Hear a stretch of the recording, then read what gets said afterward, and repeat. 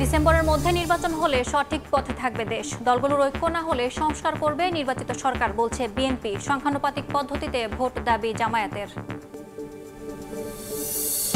কোনো দাবির মুখে পেছানো হবে না নির্বাচন। নির্ধারিত সময়ের মধ্যে ভোট করতে প্রতিশ্রুতিবদ্ধ সরকার, জানালেন প্রধান উপদেষ্টা। আওয়ামী লীগকে নিষিদ্ধ করার পরিকল্পনা নেই।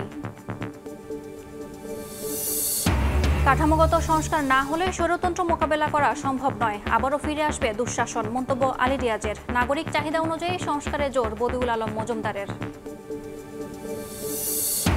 নারী ও শিশু নির্যাতন আইনের সংশোধনী পাশ। বিয়ের কথা বলে ধর্ষণের সাজা সর্বোচ্চ 7 বছর। পটুয়াখালীতে স্কুল ছাত্রীকে সংঘবদ্ধ ধর্ষণের দ্রুত বিচার দাবি এনসিপি প্রধানের। এবং ৩রা এপ্রিলও সরকারি ছুটি। ঈদের টানা 9 দিন বন্ধ অফিস আদালত। ট্রেনের টিকিট অনলাইনে বিক্রি করলেও থামেনি কালোবাজারি। কর্তৃপক্ষের চোখ ফাঁকি দিয়ে রমরমা ব্যবসা।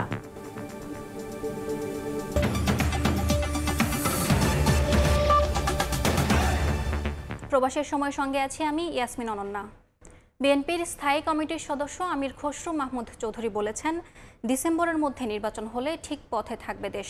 সংস্কারের ক্ষেত্রে রাজনৈতিক দলগুলো ঐক্যমত্যে পৌঁছাতে না পারলে নির্বাচিত সরকার তা বাস্তবায়ন করবে।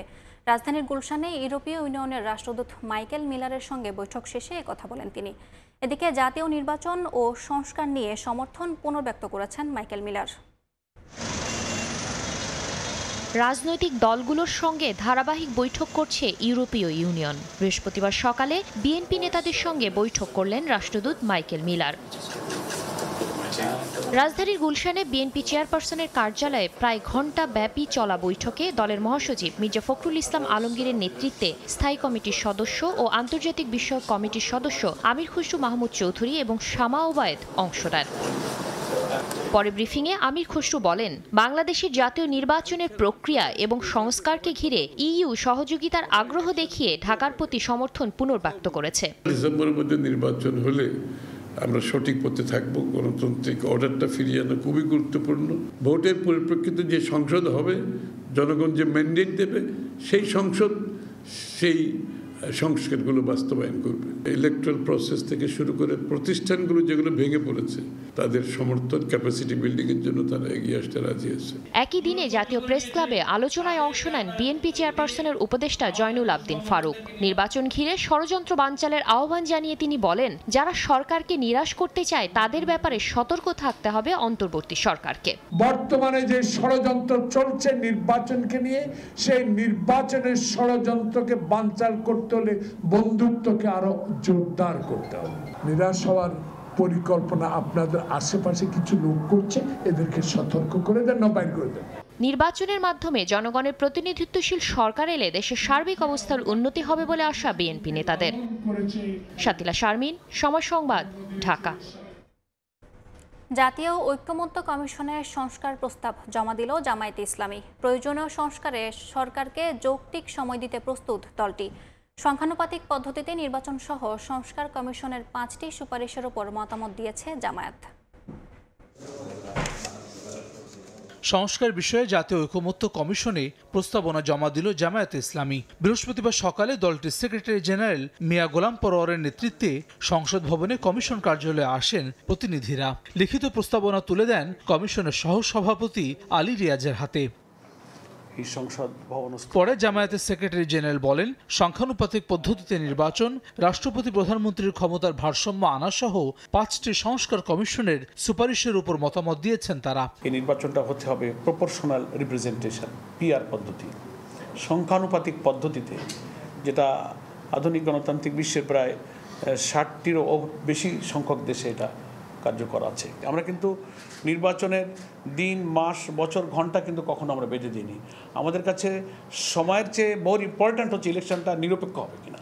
এ সময় জাতীয় ঐকমত্য কমিশনের সহসভাপতি আলী রিয়াজ বলেন, রাজনৈতিক দলগুলোর মধ্যে সংস্কারের ব্যাপারে কোনো সংশয় নেই। রাজনৈতিক দলগুলো চান যে এখনকার যে পরিস্থিতি সেটা থেকে অতিক্রম করার, সেটা থেকে বেরিয়ে আসার পথ হচ্ছে সংস্কার। তাদের দিক থেকে কোনোভাবেই কখনোই অসহযোগিতার তো প্রশ্নই ওঠে না, তারা সর্বাত্মক সহযোগিতা করেছেন। আগামী সপ্তাহে বিএনপি আর ঈদের পর এনসিপি সহ অন্যান্য রাজনৈতিক দল প্রস্তাবনা দেবে বলেও জানান আলী রিয়াজ। হাসান ওয়ালি, সময় সংবাদ, ঢাকা। আগে মৌলিক ও গুণগত সংস্কার, পরে গণপরিষদ ও জাতীয় নির্বাচন দেওয়ার দাবি জানিয়েছেন জাতীয় নাগরিক পার্টির আহ্বায়ক নাহিদ ইসলাম। বৃহস্পতিবার বিকেলে বরিশালের দলীয় নেতাকর্মী ও স্থানীয় নাগরিক সমাজের সঙ্গে ইফতার মাহফিলে একথা বলেন তিনি। দৃশ্যমান বিচার এবং রাষ্ট্রের যে মৌলিক সংস্কার, সেই সংস্কারের ভিত্তিতে আমরা নির্বাচনের দিকে যাব। অনেকে ন্যূনতম সংস্কারের কথা বলতেছে, আমরা বলি ন্যূনতম সংস্কার বলে কিছু হয় না, আমাদের মৌলিক এবং গুণগত সংস্কার করতে হবে। ছাত্র জনতা রক্ত দিয়ে সরকারকে এনেছে পরিবর্তনের জন্য এবং বিচার পাওয়ার জন্য।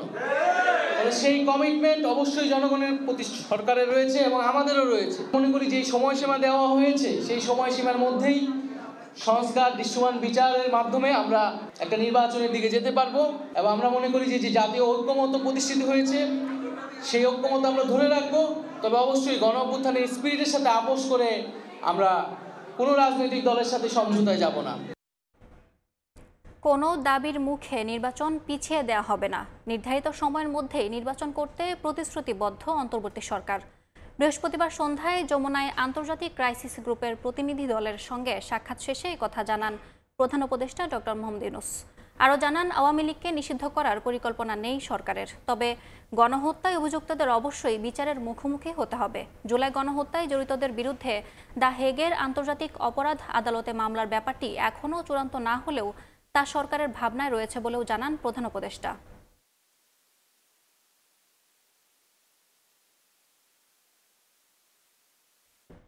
রাষ্ট্রের যে কোনো সংস্কারে জনগণের প্রত্যক্ষ অংশগ্রহণ জরুরি বলে মনে করেন জাতীয় ঐক্যমত্য কমিশনের সহসভাপতি আলী রিয়াজ। বলেন, কাঠামোগত সংস্কার না হলে স্বৈরতন্ত্র মোকাবেলা করা সম্ভব নয়, আবারও ফিরে আসবে দুঃশাসন। বৃহস্পতিবার সকালে সুশাসনের জন্য নাগরিকের গোলটেবিল বৈঠকে বদিউল আলম মজুমদার বলেন, অন্তর্বর্তী সরকারের দায়িত্ব নাগরিকদের চাহিদা অনুযায়ী সংস্কার করা।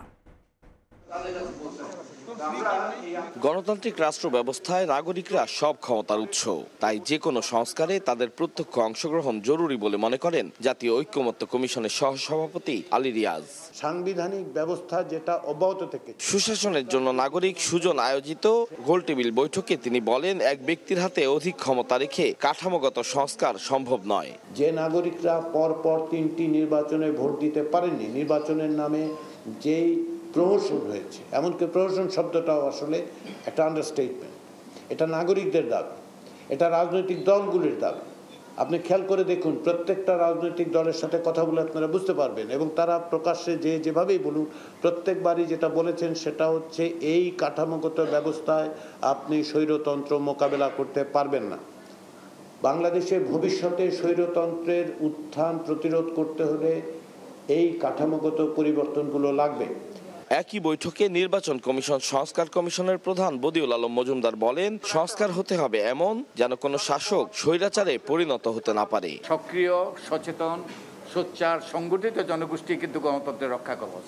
তো এই উদ্দেশ্যেই কিন্তু আজকের এই আলোচনা। গোলটেবিল আলোচনায় বক্তারা সংবিধান, রাজনীতি, বিচার বিভাগ, নির্বাচন বিষয়ক সংস্কারে জোরারোপ করেন। আমাদের যেটা দরকার সেটা হচ্ছে রুলস অফ দ্য গেম। আমরা মানুষ, ভালো মানুষ দরকার, সেটা ঠিক আছে, কিন্তু একই সাথে এটা মনে রাখা দরকার যে মানুষ হঠাৎ করে ভালো হয়ে যায় না।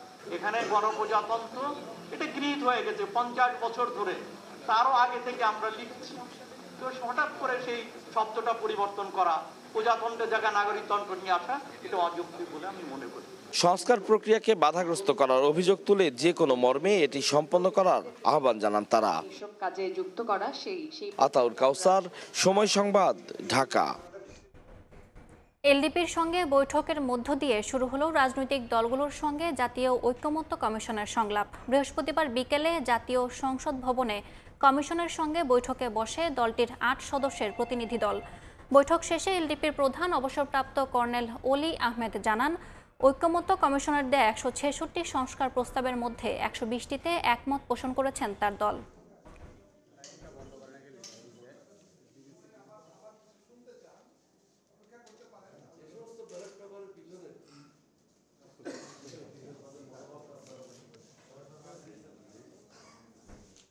ভোট কেন্দ্র স্থাপনে আর ক্ষমতা থাকছে না ডিসি, ইউএনও এবং এসপি, ওসিদের। নিবন্ধন বাতিল করা হয়েছে আওয়ামী আমলে দায়িত্ব পাওয়া 96টি পর্যবেক্ষক সংস্থার।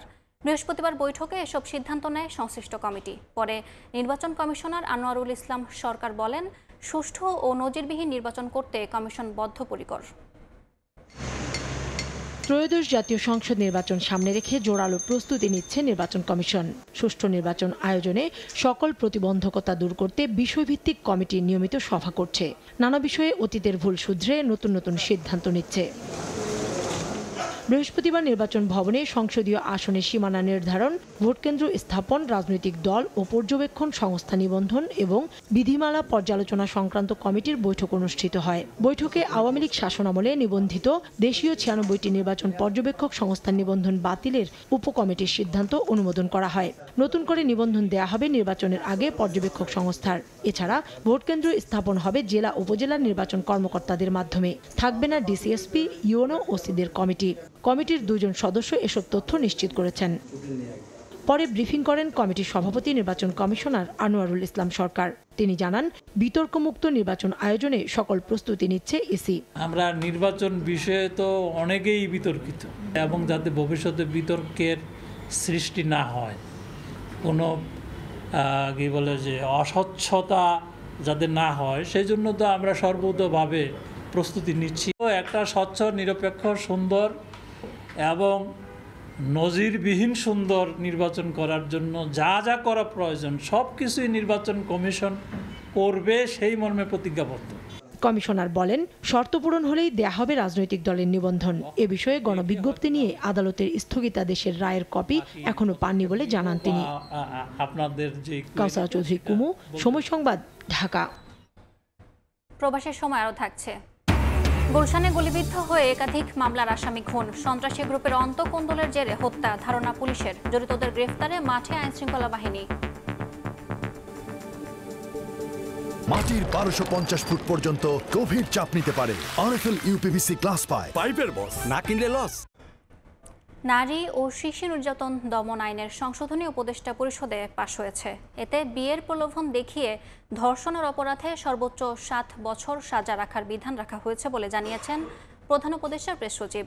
বৈঠকে বিস্তারিত তুলে ধরতে বিকেলে ফরেন সার্ভিস একাডেমিতে সংবাদ সম্মেলনে জানানো হয়, 23 এপ্রিলও সরকারি ছুটি থাকবে। তাই এবার ঈদ উল ফিতরে টানা 9 দিন বন্ধ থাকবে অফিস আদালত। সম্প্রতি মাগুরায় শিশু ধর্ষণ, হত্যা সহ নারী নির্যাতনের কয়েকটি ঘটনায় দেশ জুড়ে দেখা দেয় তীব্র প্রতিক্রিয়া। ধর্ষকের সর্বোচ্চ সাজার দাবিতে হয় বিক্ষোভ সমাবেশ। নারী ও শিশু সুরক্ষায় দাবি ওঠে আইন সংশোধনের।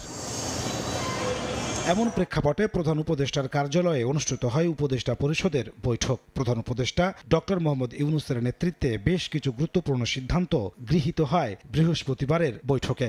ক্যাবিনেটের বৈঠকের বিস্তারিত জানাতে ফরেন সার্ভিস একাডেমিতে সংবাদ সম্মেলনের আয়োজন করে প্রধান উপদেষ্টার প্রেস উইং।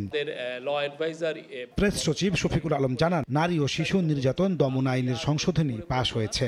বলাৎকার ও বিয়ের প্রলোভন দেখিয়ে ধর্ষণের ধারায় এসেছে বেশ কিছু পরিবর্তন। এখানে বলাৎকারের একটা নতুন সংজ্ঞা দেওয়া হয়েছে। আরেকটা বিষয় হচ্ছে যে বিয়ের প্রলোভন দেখিয়ে যে রেপ কেসগুলো, সেই জায়গাটাও নতুন করে অনেকগুলো মেজার নেওয়া হয়েছে, এবং সেক্ষেত্রে এইটাকে আগের ল থেকে একটু নতুন একটা সেকশন নিয়ে এসে সেই লটাকে সর্বোচ্চ শাস্তি 7 বছর করা হয়েছে। এছাড়া বৃহস্পতিবারের বৈঠকে আগামী 3 এপ্রিল ঈদের ছুটি ও চৈত্র সংক্রান্তিতে 3 পার্বত্য জেলায় সরকারি ছুটির সিদ্ধান্ত গৃহীত হয়। 3 এপ্রিল ছুটি ঘোষণা করা হয়েছে, এবং আরও একটা ঐতিহাসিক বিষয় হচ্ছে যে আজ এই চৈত্র সংক্রান্তিতে 3টা পার্বত্য ডিস্ট্রিক্টে ছুটি থাকবে। প্রধান উপদেষ্টার আসন্ন চীন সফরকে ঐতিহাসিক আখ্যা দিয়ে প্রেস সচিব বলেন, বেইজিং সফরে বাংলাদেশের স্বাস্থ্য সেবা খাত গুরুত্ব পাবে। তার মধ্যে সবচেয়ে যেটা নাজমুস সালেহী, সময় সংবাদ, ঢাকা। জুলাই আন্দোলনে শহীদের মেয়েকে সংঘবদ্ধ ধর্ষণের ঘটনায় উত্তাল পটুয়াখালী।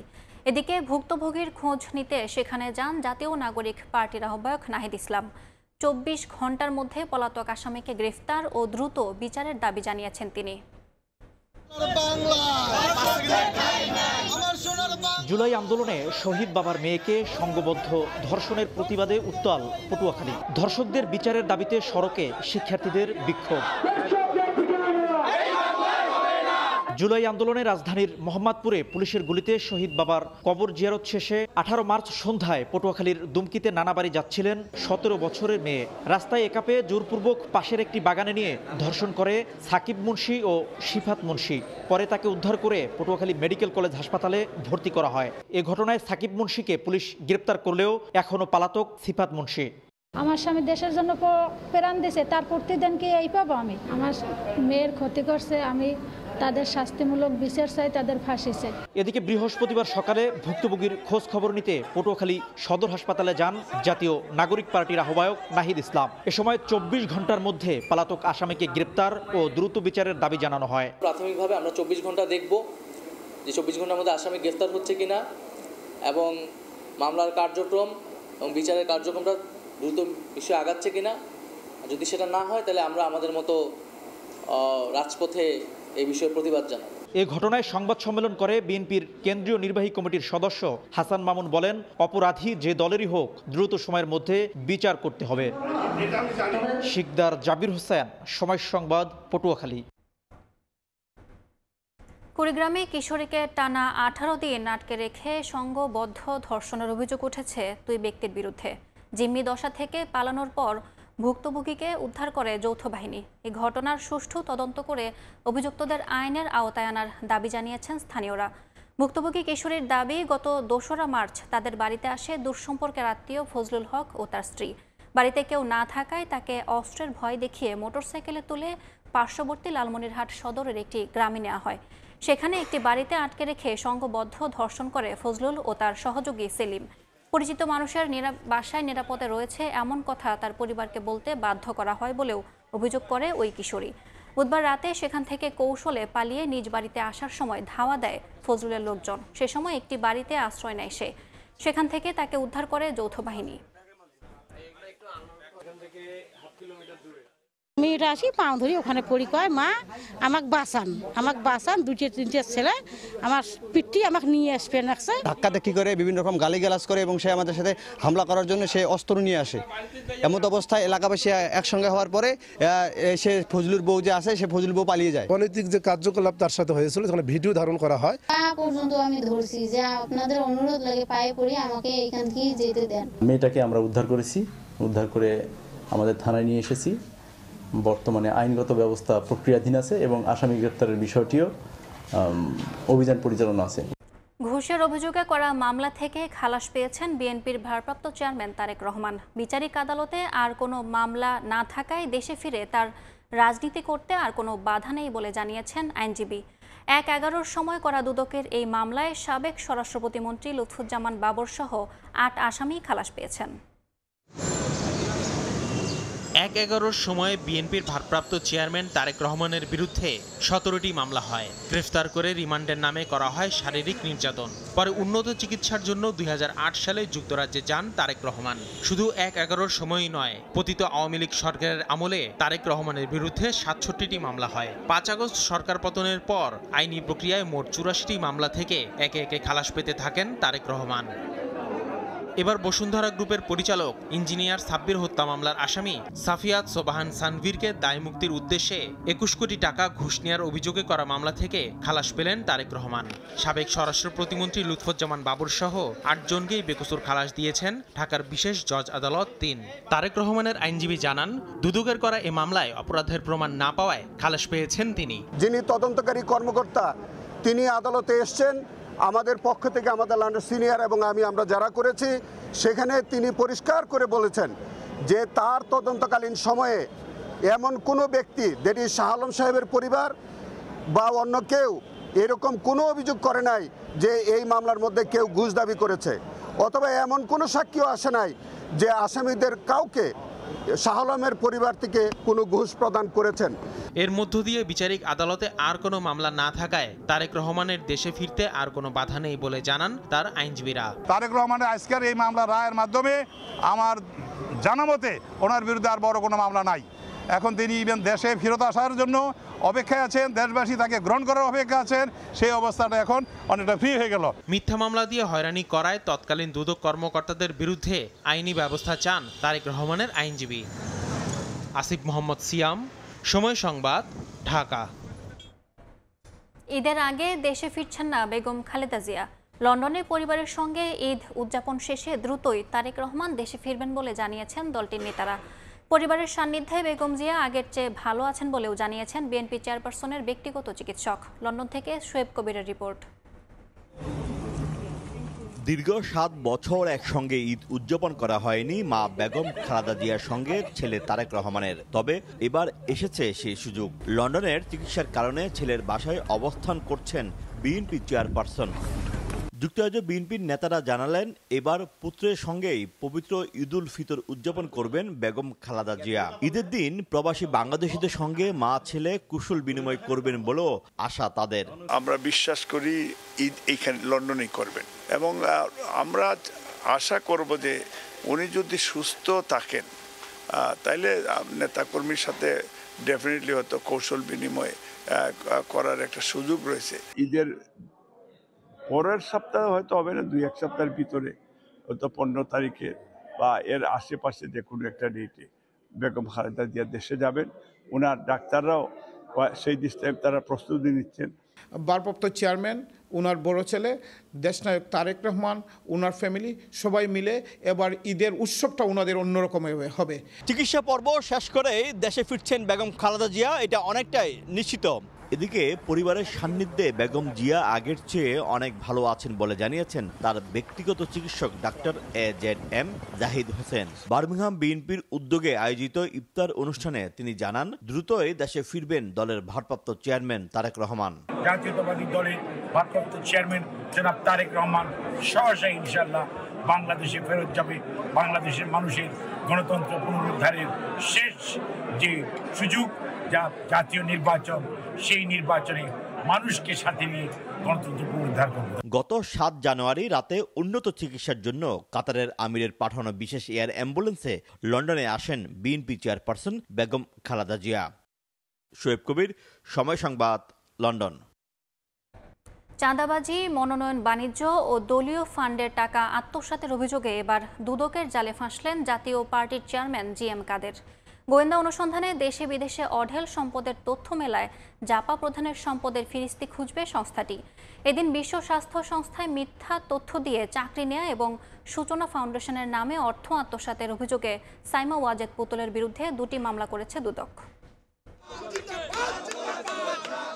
রাজনীতির মাঠে আলোচিত নাম গোলাম মোহাম্মদ কাদের বা GM কাদের। ভাই হুসাইন মোহাম্মদ ইরশাদের মৃত্যুর পর জাতীয় পার্টির হাল ধরেন তিনি। গণ অভ্যুত্থানের মুখে পালানো শেখ হাসিনার সংসদে বিরোধী দলীয় নেতা ছিলেন GM কাদের। উনি কত অমায়িক, ভদ্র এবং কত আন্তরিক ছিলেন। দুদকের গোয়েন্দা অনুসন্ধানে উঠে এসেছে 2018 সালে জাতীয় নির্বাচনে সংরক্ষিত নারী আসনের জন্য 18 কোটি টাকার ঘুষ নেন। পদ বাণিজ্য করতে 301 সদস্য বিশিষ্ট কমিটিকে দ্বিগুণ করে হাতিয়ে নেন কোটি কোটি টাকা। এসব অবৈধ অর্থ সিঙ্গাপুর, লন্ডন ও সিডনিতে পাচারের তথ্য দুদকের হাতে। দলীয় মনোনয়ন বাণিজ্য, পদ বাণিজ্য, বিদেশে অর্থ পাচার সহ জ্ঞাত আয়ের উৎস বহির্ভূত সম্পদ অর্জনের অভিযোগে তার বিরুদ্ধে অনুসন্ধানের সিদ্ধান্ত গৃহীত হয়েছে। এদিন আওয়ামী লীগের জ্যেষ্ঠ নেতা ও 14 দলের সমন্বয়ক আমির হোসেন আমু, তার মেয়ে ও শালিকার বিরুদ্ধে 3 মামলা করেছে দুদক। সন্দেহজনক লেনদেন করে উক্ত টাকা জ্ঞাতসারে হস্তান্তর, স্থানান্তর এবং রূপান্তর করার অপরাধ অনুসন্ধানকালে প্রমাণিত হয়েছে। এদিকে বিশ্ব স্বাস্থ্য সংস্থায় মিথ্যা তথ্য দিয়ে চাকরি নেওয়া এবং সূচনা ফাউন্ডেশনের নামে 33 কোটি টাকা আত্মসাতের অভিযোগে সাইমা ওয়াজেদ পুতুলের বিরুদ্ধে 2 মামলা করেছে দুদক। তাসলিম তৌহিদ, সময় সংবাদ, ঢাকা। বিগত সরকারের আমলে উন্নয়নের ফিরিস্তি তুলে ধরে বিভ্রান্তকর তথ্য দেওয়া হয়েছে। কর্মসূচি বাস্তবায়নেও ছিল অনেক ফাঁকফোকর। জাতীয় SDG রিপোর্ট VNR আয়োজিত সেমিনারে একথা বলেন SDG বাস্তবায়ন ও নাগরিক প্ল্যাটফর্মের আহ্বায়ক ডক্টর দেবপ্রিয় ভট্টাচার্য। SDG বাস্তবায়নের পিছিয়ে পড়া জনগোষ্ঠীকে মূলধারায় আনতে বাড়তি সুবিধা দেওয়ার পরামর্শ দিয়েছে প্ল্যাটফর্মটি। টেকসই উন্নয়ন লক্ষ্যমাত্রা বা SDG বাস্তবায়নের প্রধান লক্ষ্য হলো কাউকে পিছনে ফেলে উন্নয়ন নয়, বিশেষ করে দরিদ্র জনগোষ্ঠীকে মূলধারায় নিয়ে আসা। এজন্য এসব জনগোষ্ঠীকে বাড়তি সুবিধা দিতে হবে বলে মনে করে SDG বাস্তবায়নে নাগরিক প্ল্যাটফর্ম। সকালে রাজধানীর চীন মৈত্রী সম্মেলন কেন্দ্রে আয়োজিত সেমিনারে এসব কথা উঠে আসে। সেই মানুষগুলো স্ট্রাকচারের ভিতরে চেঞ্জ করতে পারেন না, তারা পিছিয়ে থাকছেন, তারা পরিষেবার দিকে এই ধরনের তাদের সুবিধাগুলো পাওয়ার কথা, যেটা তাদেরকে এক ধরনের সমাজে এগিয়ে নিয়ে যাওয়ার চেষ্টা করবে, সেই জায়গাতে তারা থাকতে পারছে। তাদেরকে আপনি গড় ট্রিটমেন্ট দিয়ে কখনোই সমান করতে পারবেন না, তাদেরকে অসম ট্রিটমেন্ট দিতে হবে, পজিটিভ ডিসক্রিমিনেশন দিয়ে কেবলমাত্র তাদেরকে আপনি সামনে আনতে পারেন। সেমিনারে পৃথক 2 সেশনে নারী নির্যাতন ও শিশু শ্রমের বিষয় উঠে আসে, তাদের আইনি সুরক্ষা বাড়াতে জোর দেওয়া হয়। এ সময় নাগরিক প্ল্যাটফর্মের আহ্বায়ক ডক্টর দেবপ্রিয় গেল সরকারের উন্নয়ন কর্মকাণ্ডের সমালোচনা করেন। উন্নয়নের কারণে আমাদের বেসরকারি উন্নয়ন প্রতিষ্ঠানগুলোকে অনেক সময় ত্রুটি চেপে ধরা হয়েছে। উন্নয়নের বয়ানকে যে বিভ্রান্তিমূলক তথ্য ছিল, তখন আমরা পুরো বাংলাদেশ ঘুরে আমরা একটি পুস্তিকা রচনা করেছিলাম। সেই বইটির নাম হলো সমান্তরাল বাস্তবতা। পরিবর্তিত পরিস্থিতিতে রাজনৈতিক দলগুলোকেও এইচডিজি বাস্তবায়নে এগিয়ে আসতে যথাযথ উদ্যোগ নেয়ার আহ্বান উঠে আসে সেমিনারে। ফরহাদুর রহমান, সময় সংবাদ, ঢাকা। রাজধানীর গুলশানে পুলিশ প্লাজার সামনে গুলি করে এক যুবককে হত্যা করেছে দুর্বৃত্তরা। বৃহস্পতিবার রাত 9টার দিকে হত্যাকাণ্ড ঘটে। নিহত ওই ব্যক্তির নাম সুমন, অনেকেই তাকে টেলি সুমন নামে চেনেন। ডিএমপির অতিরিক্ত কমিশনার নজরুল ইসলাম জানান, সুমনকে লক্ষ্য করে 4-5 রাউন্ড গুলি করে পালিয়ে যায় কয়েকজন। ঘটনাস্থলেই মারা যান তিনি। পরে তার মরদেহ ঢাকা মেডিকেল কলেজ হাসপাতালের মর্গে নেওয়া হয়। পুলিশ জানিয়েছে, নিহত সুমনের বিরুদ্ধে চাঁদাবাজি ও অন্যান্য অপরাধে জড়িত থাকার অভিযোগে একাধিক মামলা রয়েছে। দ্বন্দ্বের জেরে তাকে প্রতিপক্ষরা হত্যা করে থাকতে পারে বলে ধারণা হচ্ছে।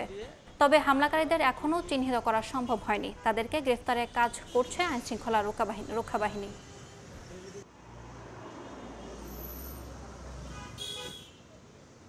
ভিকটিম যেটা, সে হচ্ছে টেলি সুমন। তার ডিটেলস আমরা মোটামুটি পাইছি। তার বিরুদ্ধে আমাদের কাছে 6টা মামলা আছে। সে নিজেও মনে হয় একটা গ্রুপের সদস্য।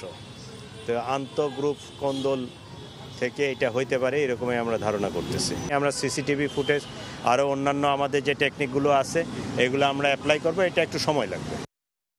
শেষ হলো ঈদযাত্রার আগাম টিকিট বিক্রি। শেষ দিনে পাওয়া যায় ট্রেনের 30 মার্চের টিকিট। এদিকে শতভাগ টিকিট অনলাইনে দেয়া হলেও ঠেকানো যাচ্ছে না টিকিট কালোবাজারি। কর্তৃপক্ষের চোখ ফাঁকি দিয়ে চলছে রমরমা ব্যবসা। অনলাইনে না পাওয়া গেলেও বাড়তি টাকায় মিলছে টিকিট। আরও জানাচ্ছেন মনির হোসেন। ঈদযাত্রার অগ্রিম টিকিট বিক্রি। রেলওয়ে কর্তৃপক্ষের পূর্ব ঘোষণা অনুযায়ী এবার দেয়া হচ্ছে শতভাগ অনলাইনে। তবে এছাড়া অন্য কোনো মাধ্যমে এবার ট্রেনের টিকিট পাওয়া যাচ্ছে কিনা সেটি খুঁজবো আজ আমরা। শুরুতেই কমলাপুর রেলওয়ে স্টেশনের টিকিট কাউন্টারে দেখব। এখানে কি ঈদের অগ্রিম টিকিট পাওয়া যাচ্ছে? ঈদের অগ্রিম টিকিট সব অনলাইনে। এবার দেখার বিষয়, অনলাইনেই পাওয়া যাচ্ছে কি। কাউন্টারের তথ্য অনুসারে সোনার হরিণ ধরতে এবার চেষ্টা অনলাইনে। বেশ কয়েকবার হিট করেও সেখানে কেবলই ব্যর্থতার চিত্র, পাওয়া যায়নি কোনো টিকিট। বারবার চেষ্টা করেও মিলছে না টিকিট, এমন অভিযোগ বেশ কয়েকজন যাত্রীর। দেখাচ্ছে টিকিট আছে, বাট এগুলো সব ভুয়া। বিকাশে টাকা দিচ্ছি, সে টাকা নিয়ে ফোন সিম বন্ধ করে দিচ্ছে। অভিযোগের সত্যতা নিশ্চিত করতে ব্ল্যাকারের খোঁজে সময় সংবাদ। কথা বললে নিশ্চিত করেন কিছু টাকা বাড়তি গুনলেই মিলবে টিকিট। শোভন চেয়ার যদি নেন আপনি 1200 টাকা করে পড়বে, আর এসি নিলে আপনার 2000 টাকা করে পড়বে। এখন প্রশ্ন হচ্ছে, যে কালোবাজারি বন্ধ করতে রেল কর্তৃপক্ষের এত আয়োজন, তাতেও কেন শুভঙ্করের ফাঁকি? অনলাইন টিকিটের ক্ষেত্রে যদি আমাদের কোনো রেলে কোনো ব্যক্তি সরাসরি জড়িত থাকে, আমাদের কাছে তথ্য দিলে আমরা ঊর্ধ্বতন কর্তৃপক্ষের কাছে পৌঁছে দিব, জানিয়ে দিব। দীর্ঘ লাইনের ভোগান্তি কমাতে অনলাইন ব্যবস্থা হলেও টিকিট নামক সোনার হরিণ মেলা এখনো ভার। কর্তৃপক্ষের চোখ ফাঁকি দিয়ে চলছে কালোবাজারি। মনির হোসাইন, সময় সংবাদ, ঢাকা। কোনোভাবেই শৃঙ্খলায় আসছে না রাজধানীর গণপরিবহন ব্যবস্থা। বাস রুট রেশনালাইজেশনকে নতুন মোড়কে আনার আশা জাগানো গোলাপি বাসও হতাশায় ডুবিয়েছে নগরবাসীকে। বিস্তারিত আলামিন তুষারের প্রতিবেদনে।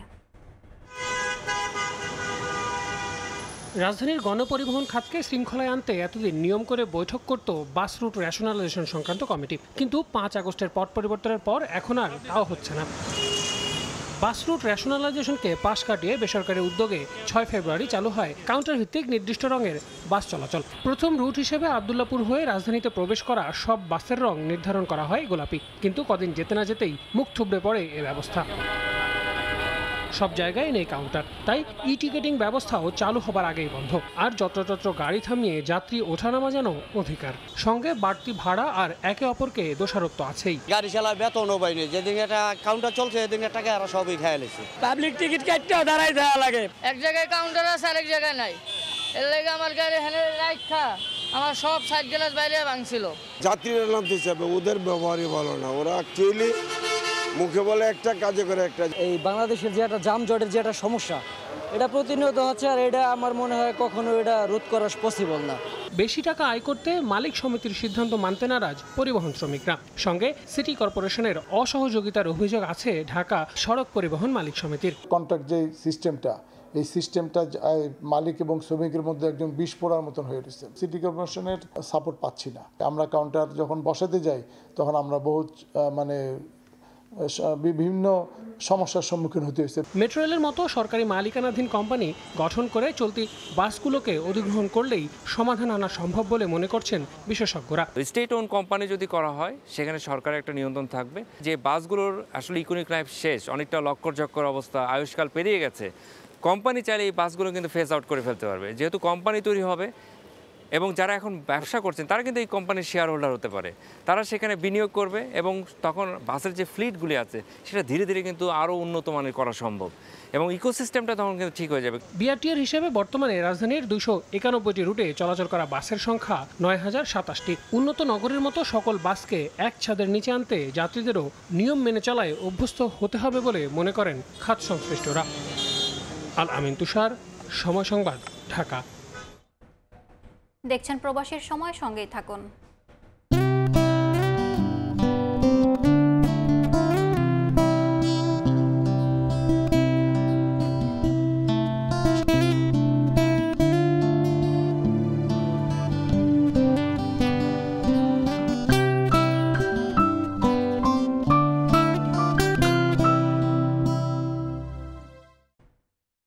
দেখছেন প্রবাসের সময়। দেশের বাইরের খবর। যুদ্ধবিরতি ভঙ্গ করে গাজায় ইসরায়েলি হামলার জবাবে রকেট হামলা চালিয়েছে হামাস। বৃহস্পতিবার মধ্য ইসরায়েল লক্ষ্য করে 3টি রকেট ছোড়ে স্বাধীনতাকামী সংগঠনটি। এর আগে দেশটির বেন গুরিয়ন বিমানবন্দর লক্ষ্য করে ক্ষেপণাস্ত্র নিক্ষেপ করে ইয়েমেনের সশস্ত্র বিদ্রোহী গোষ্ঠী হাউথি। যদিও এসব হামলায় কোনো ক্ষয়ক্ষতি হয়নি বলে জানিয়েছে ইসরায়েল। হামলা সফলভাবে প্রতিহতেরও দাবি করেছে তারা। অন্যদিকে যুদ্ধবিরতি ও জিম্মি মুক্তি সম্পন্ন না করেই গাজায় হামলা চালানোয় ইসরায়েলে নেতানিয়াহুর বিরুদ্ধে ব্যাপক বিক্ষোভ হয়েছে।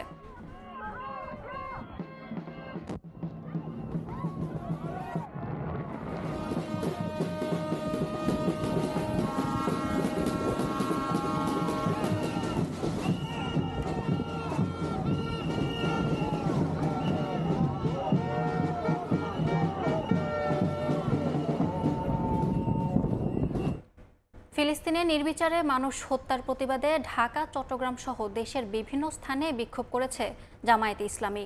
মিছিল ও সমাবেশে দলটির নেতারা রাষ্ট্র হিসেবে ইসরায়েলকে নিষিদ্ধ ও মানবতা বিরোধী অপরাধে নেতানিয়াহুর বিচার দাবি করেন। গাজায় নিরীহ মানুষের উপর ইসরায়েলের নৃশংস হামলার প্রতিবাদে ফুঁসে উঠেছে মুসলিম বিশ্ব। সেই বর্বরতার প্রতিবাদে বিক্ষোভে উত্তাল ঢাকার রাজপথ। যুদ্ধবিরতি চুক্তি ভঙ্গ করে বর্বর হামলা চালিয়ে নারী শিশুসহ গাজায় গণহত্যার প্রতিবাদে বৃহস্পতিবার সারা দেশে বিক্ষোভের ডাক দেয় বাংলাদেশ জামাত ইসলামী। ঢাকা মহানগরে দক্ষিণ ও উত্তরের নেতৃবৃন্দের সঙ্গে রাজপথে বিক্ষোভে নামেন দলটির হাজারো কর্মী সমর্থক। এর আগে বাদ জোহর জাতীয় মসজিদ বাইতুল মোকররমের উত্তর গেটে সমাবেশ থেকে অবিলম্বে হামলা বন্ধ করা না হলে দুর্বার আন্দোলনের হুঁশিয়ারি দেন জামাত নেতারা। ইসরায়েল, তুমি হয় থেমে যাও, না হলে তোমাকে ফেরাউন, নমরুদ, আদ এবং সামুদ জাতির মতো তোমাকে থেমে যেতে হবে। নেতানিয়াহুকে অবিলম্বে আন্তর্জাতিক আদালতের মাধ্যমে গ্রেপ্তারি পরোয়ানা জারি করে তাকে গ্রেপ্তার করতে হবে। কেন্দ্রীয় কর্মসূচির অংশ হিসেবে দেশের বিভিন্ন স্থানে বিক্ষোভ করে জামাত ইসলামী। বাদ জোহর মিছিল করে চট্টগ্রাম মহানগর শাখা। এই প্যালেস্টাইনের সমস্যার স্থায়ী সমাধান আমাদেরকে অবশ্যই খুঁজে বের করতে হবে। এদিকে রাজধানীতে এক অনুষ্ঠানে গাজাবাসীর পাশে দাঁড়াতে মুসলিম উম্মাহ সহ দলমত নির্বিশেষে বিবেকবান মানুষকে আওয়াজ তোলার আহ্বান জানান জামাতের আমির। জঘন্য গণহত্যার বিরুদ্ধে বিক্ষোভ করে চিৎকার দিয়ে বলতে পারি যে এটা অন্যায়। এটা বন্ধ করতে হবে। আমাদের কথায় বন্ধ যদি নাও হয়, আওয়াজ যদি ইসরায়েলের জালিম শাসকদের কানে নাও ঢুকে, আল্লাহর আরশে পৌঁছবে ইনশাআল্লাহ। পবিত্র রমজানে গাজাবাসীর সাহায্যে সবাইকে ঐক্যবদ্ধ হওয়ার আহ্বান জানান ডাক্তার শফিকুর রহমান। আলতাফ হোসাইন, সময় সংবাদ, ঢাকা। নতুন মোড় নিয়েছে ব্রিটেনের অভিবাসন সংকট। তথ্য বলছে প্রায় ৪২,০০০ আশ্রয়প্রার্থী এখনও অপেক্ষায় আদালতের চূড়ান্ত সিদ্ধান্তের। প্রত্যাখ্যান করা হয়েছে তাদের প্রাথমিক আবেদন।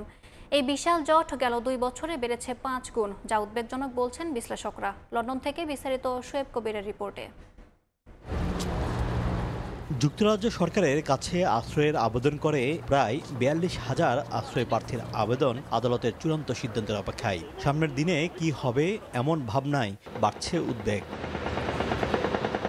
বিশ্বের বিভিন্ন দেশ থেকে বৈধ ও অবৈধভাবে প্রবেশ করে ব্রিটিশ সরকারের আশ্রয় চাওয়া মানুষগুলো জানে না কখন পাবেন মামলার রায়। বিশ্লেষকরা বলছেন প্রাতিষ্ঠানিক অব্যবস্থাপনার কারণেই এমন সংকট। অ্যাসাইলাম সিস্টেমটা নিয়ে আমাদের সরকারের একটা স্থবির অবস্থা বিরাজ করছে, যেটা অনেকের মধ্যে ফ্রাস্ট্রেশন কাজ করছে। এর কারণ হচ্ছে গিয়ে এটাকে সিস্টেমেটিক্যালি ডিল করা হচ্ছে না, যেটা আগে এই পলিটিক্যাল পার্টি যে বিরোধী দলে থাকা অবস্থায় যেরকম ফানুস উড়িয়ে দিয়েছিল যে will do this that X Y Z. আসলে ফান্ডিং এবং ইনভেস্টমেন্ট দুইটা মিলিয়ে ক্যালকুলেট করতে হবে। মানবাধিকার সংগঠনগুলো বলছে আবেদন দ্রুত নিষ্পত্তি করতে আদালতে অতিরিক্ত সেশন চালু করা যেতে পারে। ন্যায় বিচার ও মানবিক দৃষ্টিতে সিদ্ধান্ত নেওয়ার পরামর্শ তাদের। ন্যায় বিচার দ্রুত হওয়া দরকার আছে। আপিল করে অনেকেই থাকার সুযোগ পেয়েছে, পাচ্ছে। অনেকের আপিল অ্যালাও হয়, অনেকের আপিল হয়তো অ্যালাও হয় না। সেটা একটা ভালো, যাকে রিফিউজ করলো দ্রুত সিদ্ধান্ত দিল, দ্রুত তাকে আবার আপিলের সুযোগ দিয়ে দিল। এবং সেটা যদি আবার ব্যাকলগ না হয়, সেটা অবশ্য সিস্টেম তারা যদি করতে পারে, এটা ভালো। দেশটির বিভিন্ন হোটেলে আশ্রয় নিয়ে থাকছেন প্রায় ৪০,০০০ শরণার্থী। তাদের জন্য বিপুল অর্থ খরচ হচ্ছে সরকারের। সরকারি পরিসংখ্যান মতে ২০২৪ সালে যুক্তরাজ্যে আশ্রয় প্রার্থীর ৪২% এশিয়ান দেশের নাগরিক, যাদের মধ্যে বাংলাদেশি সংখ্যা ৭,২২৫। প্রশ্ন থেকে যাচ্ছে আশ্রয় প্রার্থীদের এমন মানবতার জীবন কবে অবসান হবে? একই সাথে ব্রিটেন কবে এই সংকট থেকে মুক্তি পাবে? শোয়েব কবির, সময় সংবাদ, লন্ডন। অস্ট্রেলিয়ার দক্ষিণ এডিলেডের সমুদ্র সৈকতে বিষাক্ত ঘন ফেনা দেখা দিয়েছে। সমুদ্রে নেমে অসুস্থ হয়ে পড়ছে স্থানীয় বাসিন্দারা। হাজারো মৃত সামুদ্রিক প্রাণী ভেসে আসছে। অনির্দিষ্টকালের জন্য বন্ধ ঘোষণা করা হয়েছে বেশ কয়েকটি জনপ্রিয় সৈকত। অস্ট্রেলিয়া থেকে এস.এম. আমিনুল রুবেলের রিপোর্ট। ভারত মহাসাগরের কোল ঘেঁষে দক্ষিণ অস্ট্রেলিয়ার একাধিক সমুদ্র সৈকতে রহস্যজনক বিষাক্ত ফেনায় অসংখ্য সামুদ্রিক প্রাণী মারা গেছে। সাউথ অস্ট্রেলিয়া অঙ্গরাজ্যের রাজধানী অ্যাডিলেড থেকে ৮৫ কিলোমিটার দক্ষিণে ওয়েট পিঙ্গা, পার্সন্স সহ বেশ কয়েকটি সৈকত গেল কিছুদিনে হলুদ রঙের ঘন ফেনায় ঢেকে যায়। এতে গভীর সমুদ্র থেকে ভেসে আসে অসংখ্য মরা মাছ সহ নানান প্রজাতির সামুদ্রিক প্রাণী। সার্ফিং করতে আসা পর্যটকদের জন্য এই অঞ্চল অত্যন্ত জনপ্রিয়। এখন পর্যন্ত সমুদ্রে নেমে শতাধিক ব্যক্তি অসুস্থ হয়েছেন। সমুদ্রে নেমে বিষাক্ত ঘন ফেনায় ভিজে অনেকেই ঝাপসা দৃষ্টি, চোখ চুলকানো, জ্বর, কাশি ও শ্বাসকষ্ট নিয়ে চিকিৎসা গ্রহণ করছেন। স্থানীয় স্বাস্থ্য কর্তৃপক্ষ নাগরিকদের নিরাপত্তায় অনির্দিষ্টকালের জন্য জনপ্রিয় সমুদ্র সৈকতগুলি বন্ধ ঘোষণা করেছে। গবেষণা ও পরীক্ষার জন্য বিষাক্ত ফেনার নমুনা অ্যাডিলেডে নিয়েছে কর্তৃপক্ষ। বিশেষজ্ঞদের মতে গরম তাপমাত্রা, স্থির জলরাশি আর চলমান সামুদ্রিক তাপপ্রবাহের কারণে গভীর সমুদ্রে এ ফেনার সৃষ্টি হতে পারে। এ ধরনের পরিবেশ বিপর্যয় এর আগে দেখেনি এ এলাকার বাসিন্দারা। এস.এম. আমিনুল রুবেল, সময় সংবাদ, অস্ট্রেলিয়া। বৃহস্পতিবার মিরপুরে না থেকেও আলোচনায় ছিলেন সাকিব আল হাসান। বোলিং নিষেধাজ্ঞা উঠে যাওয়ার খবর ছুঁয়ে গেছে তার সতীর্থদের মাঝেও, যে খবরকে ইতিবাচক বলছেন অলরাউন্ডার শেখ মাহেদী। অপেক্ষায় তার মাঠে ফেরার উচ্ছ্বসিত বিসিবিও। এদিকে ওয়ানডের অধিনায়ক কোচদের সঙ্গে চুক্তির মেয়াদ বাড়ানো, বিপিএলের রেভিনিউ শেয়ারিং সহ নানা ইস্যুতে সোমবার বিশেষ সভায় বসছেন বিসিবি পরিচালকরা। চৈত্রের মধ্য দুপুরে হঠাৎ বৃষ্টি, যেন বাক্সবন্দি ক্রিকেটাররা। অনুশীলনের পরিকল্পনা ভেস্তে গেছে আপাতত। একাডেমির সামনের শেডে ছোটখাটো জটলা। বার্থডে বয় তামিমকে নিয়েই যত আগ্রহ। ফোনের ওপাশে হয়তো জন্মদিনেরই শুভেচ্ছা। খান সাহেবের অবয়বেও ফুটে উঠল তা। সপ্তম রাউন্ডের হাই ভোল্টেজ আর মহাগুরুত্বপূর্ণ ম্যাচ। তবে বৃষ্টির বাগড়ায় আড্ডাটাই জমে উঠল বেশি, যেখানে না থেকেও নিশ্চয়ই ঘুরে ফিরে এসেছেন একজন টাইগার কিংবদন্তি সাকিব আল হাসান। গেল বছরের সেপ্টেম্বরে স্টারের হয়ে সামারসেটের বিপক্ষে ম্যাচে প্রশ্নবিদ্ধ হয়েছিল যার বোলিং অ্যাকশন। তবে তৃতীয় দফাতেই স্বস্তি, সাকিব এখন সব অভিযোগ থেকেই মুক্ত। সতীর্থরা উচ্ছ্বসিত, অপেক্ষায় দারুণ কিছুর। সাকিব ভাইয়ের জিনিসটা নিয়ে অ্যাকচুয়ালি সত্যি কথা বলতে গেলে দেখেন যে একটু টেন্স ছিল আর কি, যে এতবার একটা প্লেয়ার দিন শেষে এত বছর ক্রিকেট খেলার পরে লাস্টের দিকে এসে তার বোলিং একটু ত্রুটি দেখা দিয়েছে। তো কালকে নিউজটা দেখার পরে আলহামদুলিল্লাহ খুব ভালো লাগছে এবং হোপফুলি সে তাড়াতাড়ি ফিরে আসুক এবং আমাদের দেশের হয়ে খেলুক এবং আমাদের ডোমেস্টিক ক্রিকেট খেলুক। কানপুরে নিজের অবসরের ঘোষণার দিন সাকিব জানিয়েছিলেন, আপাতত না হলেও নির্বাচকরা চাইলে পরবর্তীতে 2026 টি-20 বিশ্বকাপে পরিস্থিতির বিবেচনায় অ্যাভেলেবেল থাকবেন তিনি। সাবেক নির্বাচক হান্নান সরকার এই ইস্যুতে বলও ছুড়ে দিলেন লিপু রাজ্জাকের কোর্টে। সাকিবের সুখবরটা নিশ্চিতভাবেই আমাদের বাংলাদেশ ক্রিকেটের জন্য একটা সুখবার্তা। বাংলাদেশ টিমে খেলার স্বপ্ন হয়তো আমরা অনেকে করছে, সাকিব খেলবে। যেহেতু অফিসিয়ালি ওয়ানডে থেকে এখনো রিটায়ার করেনি, সেই স্বপ্ন পূরণ হতে পারে। ঠিক একইভাবে টি-20-র ব্যাপারে কিন্তু সাকিব তার ক্লোজিং স্টেটমেন্টে, যেটা রিটায়ারমেন্টের স্টেটমেন্ট দিয়েছিল, সেখানে কিন্তু বলেছিল যে 2026-এ টি-20-তে যদি সিলেক্টররা মনে করে তাহলে তাকে ওয়ার্ল্ড কাপের জন্য পিক করতেই পারে। তো নিশ্চিতভাবেই সেটা সিলেক্টরদের কল, বাট সাকিব তার ডোরটা ওপেন রেখেছে টি-20-র জন্য।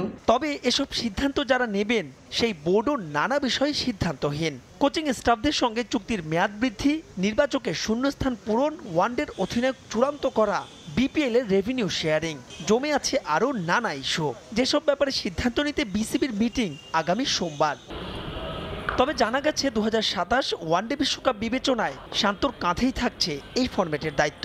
টি-20-তে যা পেতে যাচ্ছেন লিটন কুমার দাস, কোচিং স্টাফে মুশতাক সালাউদ্দিন, সিমন ট্রাই, আর রেভিনিউ শেয়ারিংয়ে বাদ পড়তে পারে সমালোচিত ফ্র্যাঞ্চাইজি তুরবার রাজশাহী। মাহবুব রিমন, সময় সংবাদ।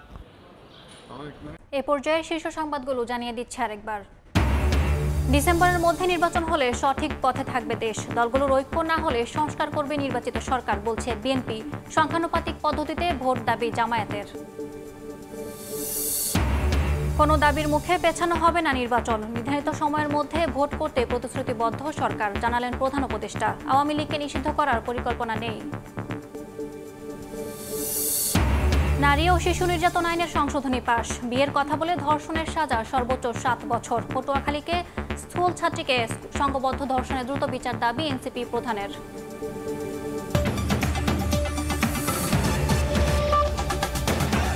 এই ছিল প্রবাসের সময়, সঙ্গে থাকুন সময়ের।